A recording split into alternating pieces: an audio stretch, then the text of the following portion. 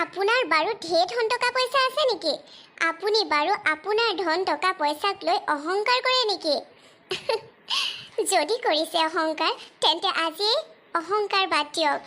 ওপৰত থকাজনে দিও চাই নিও চাই। কি ঠিক, আজি আপোনাৰ লগত থকাখিনি কালিলৈ আপোনাৰ লগত নাথাকিবওতো পাৰে। কেতিয়াবা বাৰু আপুনি দুখীয়া মানুহক হাঁহিছে নেকি? দুখীয়া বুলি এনে ভুল কেতিয়াও নকৰিব। দুখীয়া মানুহক পাৰিলে সহায় কৰিব, কেতিয়াও দুখীয়া বুলি নাহাঁহিব। এযোৰ দামী সাজ পোছাক পিন্ধিলেই আপোনাৰ চৰিত্ৰ নিৰ্ধাৰণ কৰিব পৰা নাযায় আপুনি সৎ চৰিত্ৰৰ বুলি। সৎ চৰিত্ৰৰ লোক সেইজনকে কোৱা যায় যিজনৰ অন্তৰখন শুদ্ধ, অন্তৰখন দামী, অন্তৰখন চহকী।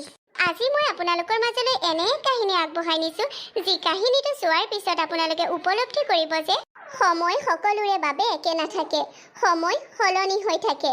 সময়ত দুখীয়াজনো বহুত ধনী আৰু বহুত ধনীজনো দুখীয়া হ'ব পাৰে।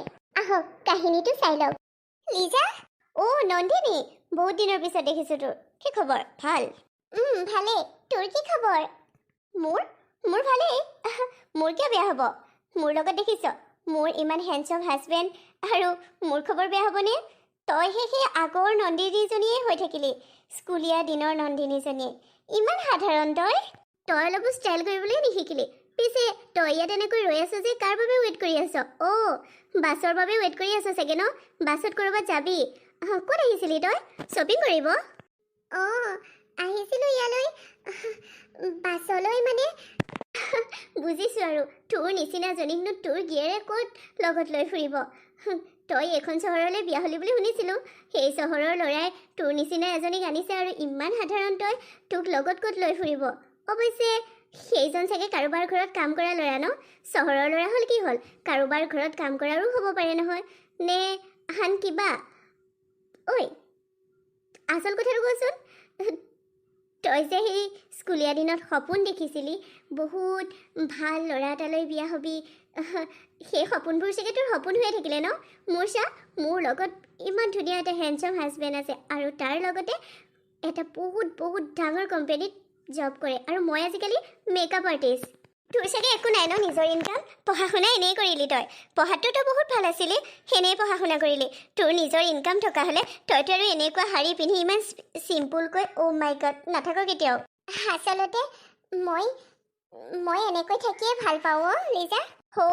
আগতে তোৰ ঘৰৰ অৱস্থা বেয়া আছিল, সেইবাবে তেনেকৈ থাক। আমি তোক একো নকওঁ, এতিয়াও চাগে তোৰ তেনেকুৱাই। ক'তনো আৰু তহঁতৰ ঘৰৰ নিচিনা ছোৱালীয়ে ভাল ঘৰৰ ল'ৰা পাবি? একেই চাগে দৰিদ্ৰ লোকৰ ঘৰত কাম কৰা ল'ৰা এটাহে পাইছ। তোৰ মা আৰু দেউতাই যিদৰে লোকৰ ঘৰত কাম কৰি তোক পঢ়ুৱাইছিলে, ঠিক সেইদৰে তই আৰু ইয়ালৈ বিয়া হৈছ যদিও কাৰোবাৰ ঘৰত কাম কৰা ল'ৰালৈ, নহবা দিন হাজিৰা কৰা ল'ৰালৈহে বিয়া হৈছে চাগে। তোক দেখিলে বেয়াই লাগে সঁচাকৈ দেই। তই যে কেনেকুৱা হৈ গ'লি নহয়। আগতে আমাৰ লগত একেলগে পঢ়া সকলোবোৰ ছোৱালী ভাল ঘৰলৈ বিয়া হ'ল, তইহে এনেকৈ আগৰ দৰেই থাকি গ'লি, দৰিদ্ৰ ভিকহু দৰিদ্ৰ হৈয়ে থাকি গ'লি। পিছে তইনো ইমান পঢ়াত চোকা হৈ লাভ হ'ল কি? তোৰ নিজস্ব একো ইনকামেই নহ'লে। আচলতে তই ভালকৈ পঢ়িবলৈচোন বহুতে তোক দান বৰঙণি দিছিলে, সেই পঢ়াবিলাকৰ পৰাও তই একো হ'ব নোৱাৰিলে। মাই গড লিজা, তই ইমানবোৰ কথা কৈছ, মই শুনিছোঁ। মোৰ কথা এটাতো শুন। তোৰ কথা শুনিম কি? তোৰ সাজ পোছাক দেখি, তোৰ চেহেৰা দেখিয়ে গম পাইছোঁ ইমান সাধাৰণভাৱে আছ তই।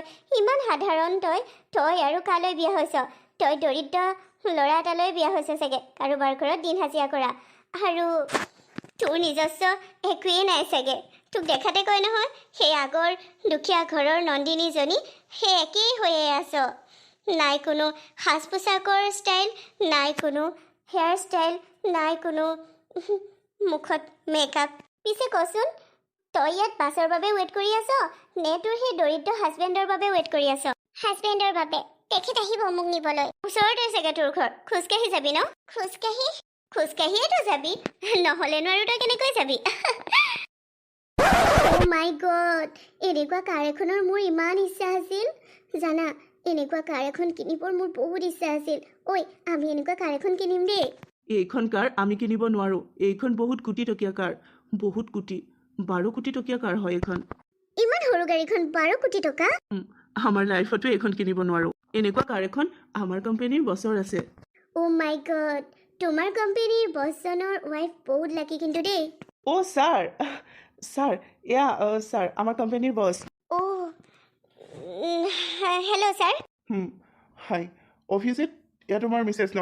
হয় হয়। তোমালোকে কথা পাতি আছা, তোমালোকে মোৰ মিছেছক চিনি পোৱা নেকি? আপোনাৰ মিছেছ বাইদেউ নাই, চিনি নাপাওঁ নহয়। কিয়, তোমালোকেচোন কথা পাতিয়ে আছা। সেয়া মোৰ মিছেছ নন্দিনী। কি?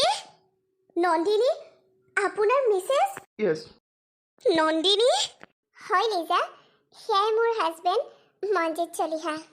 অ' মাই গড, তই ইমান ধনী ঘৰৰ ল'ৰালৈ বিয়া হ'লি? কিন্তু দেখাত জন্তু কেনেকুৱা নালাগে? লিজা, তোৰ মনটো সেই আগৰ দৰেই আছে, ধনী দুখীয়াৰ ভেদাভেদ কৰা এটা মন। সাজ পোছাকত কেতিয়াও কাকো জাজ নকৰিবি, কোন কিমান ধনী কোন কিমান দুখীয়া। সাজ পোছাকত ধৰিব নোৱাৰ তই কোন কিমান ধনী ঘৰৰ বা কোন কিমান দুখীয়া ঘৰৰ। মই বহুত দামী দামী সাজ পোছাক পিন্ধিব পাৰোঁ, কিন্তু মই সেই সাজবোৰ পিন্ধি নিজকে ফ্ৰী যেন অনুভৱ নকৰোঁ, ভাল নাপাওঁ, সেইবাবে নিপিন্ধোঁ। সেনেকুৱা সাধাৰণ ড্ৰেছবোৰতে মই নিজকে কমফৰ্টেবল ফিল কৰোঁ, সেইবাবে মই এনেকৈয়ে থাকোঁ। মই বহুত ধনী ঘৰৰ হ'লোঁ বুলি বহুত দামী আৰু ষ্টাইলিছ কাপোৰ পিন্ধিব লাগিব বুলিতো কোনো কথা নাইকিয়া। মই এনেকৈ সাধাৰণভাৱে সাধাৰণ সাজ পোছাক পিন্ধিয়ে ভাল পাওঁ। তাৰ বাবে মোৰ মানুহজনে মোক কেতিয়াও একো বাধা নিদিয়ে, মই যি পিন্ধোঁ তাকে পিন্ধিব দিয়ে মোক। অ' আৰু তই সুধিছিলি নহয় মোৰ নিজস্ব ইনকাম কিবা আছেনে নাই? আছে মোৰ নিজৰ ইনকাম, মই হাই কোৰ্টৰ উকিল হয় এতিয়া।